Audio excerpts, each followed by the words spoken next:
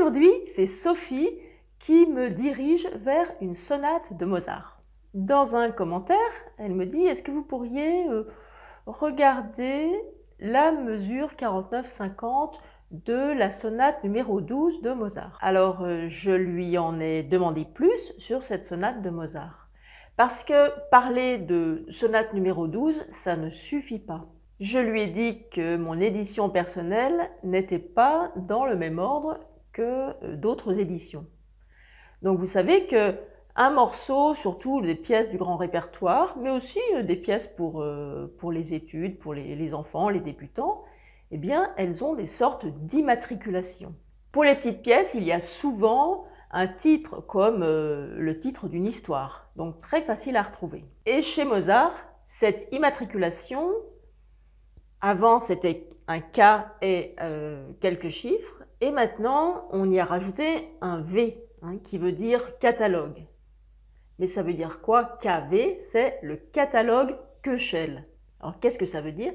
Eh bien c'est le nom d'un musicologue qui est né en Autriche en 1800, passionné de beaucoup de choses. Il était compositeur, il était chercheur et il a décidé de faire le catalogue, de mettre les œuvres de Mozart en ordre chronologique. Voilà pourquoi on a KV 332 pour la sonate dont je vais parler. Et donc cette sonate qui est la 12e sur YouTube, sur beaucoup de supports, eh bien dans mon édition, c'est la 3e. Donc important de donner le Köchel et en plus, très souvent, pourquoi pas, la tonalité. Bienvenue sur la chaîne Les Sons du Piano, que vous êtes de plus en plus nombreux à suivre. Vraiment, je vous remercie aussi pour la qualité de vos commentaires. Si vous avez trouvé cette vidéo intéressante, eh bien pensez au like, pensez au clap, c'est le commentaire, le like, l'abonnement et le partage. Et puis pour les nouveaux qui arrivent pour la première fois sur la chaîne, eh bien pensez que vous avez la possibilité de télécharger 2 bonus en cadeau de bienvenue. Alors pourquoi me diriger vers cette sonate? C'est pour un 3 pour 2 justement sur les mesures 49 et 50. Et il s'avère que cette mesure, eh bien, je l'avais prise comme photo pour la vignette de la vidéo 3 pour 2. Alors voyons ces 2 mesures 49 et 50. Sophie, elle me dit, il faut essayer de décomposer, je décompose, mais en fait, décroche à la main droite et un triolet à la main gauche, on ne peut pas décomposer particulièrement. Ce qu'on peut faire, c'est jouer lentement avec le fameux 1, 2 et 3.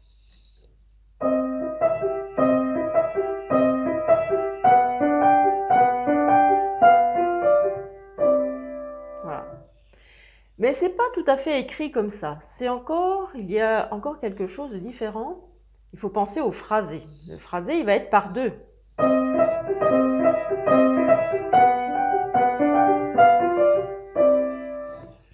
Cette sonate, elle a des phrasés très précis et souvent très courts. Il y a énormément de petits gestes, de micro-gestes à faire. Il y a énormément d'accents différents, des nuances aussi.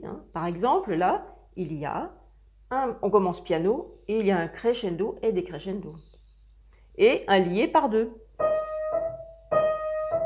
Alors, ce qu'on doit entendre finalement, c'est juste la première note. Vous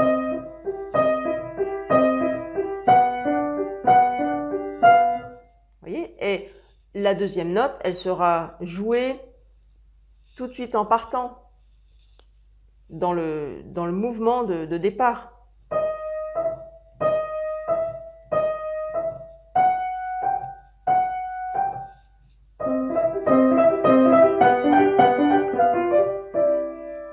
Voilà, là je m'arrête sur une appoggiature. Vous entendez cette dissonance, parce que je ne vais pas plus loin. Alors, comment le travailler?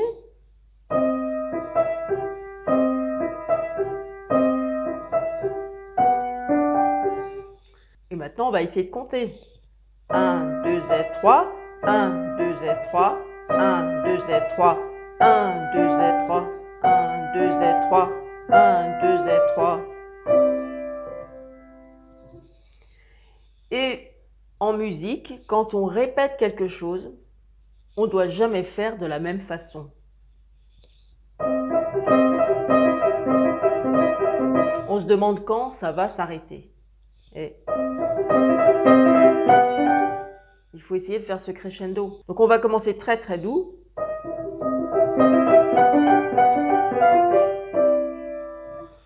Voilà ce que je peux dire. Donc c'est vraiment un travail sur le phrasé et en comptant.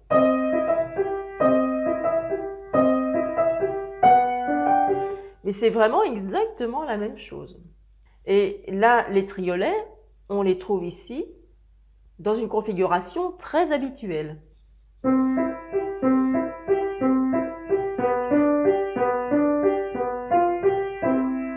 ce sont les accords.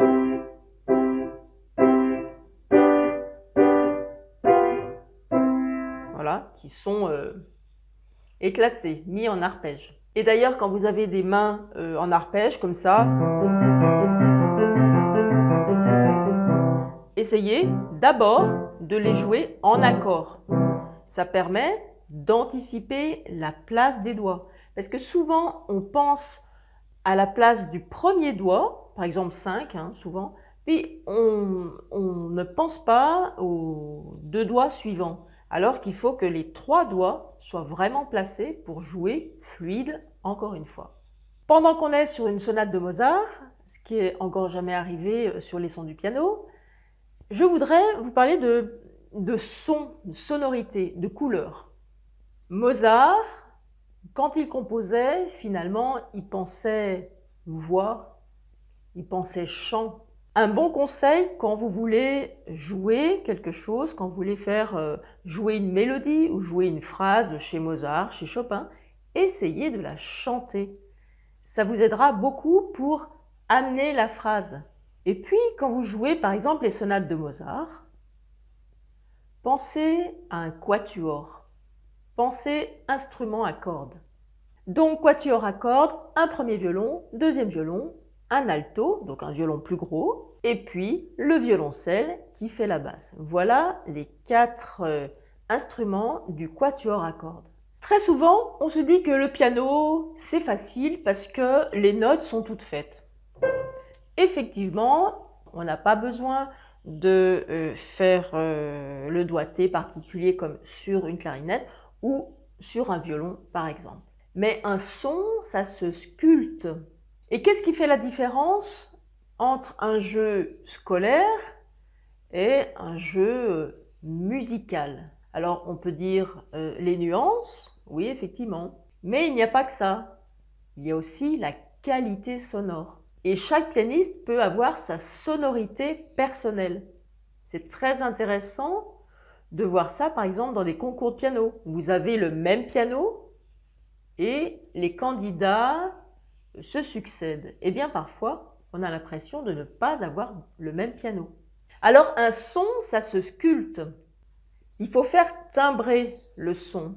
Alors timbrer le son, qu'est-ce que c'est? On va appuyer lentement sur la touche, mais vraiment fermement. Comme si on voulait mettre son empreinte ou ses empreintes dans de la pâte à modeler. Il faut appuyer fermement et vous entrez dans la masse un peu molle. Parfois, on donne aussi l'image du matelas. Hein. On peut faire ça aussi sur un ballon. Un ballon un peu mou. Alors, si on pense matelas, si on pense ballon mou, on peut se dire qu'on peut faire une petite expérience.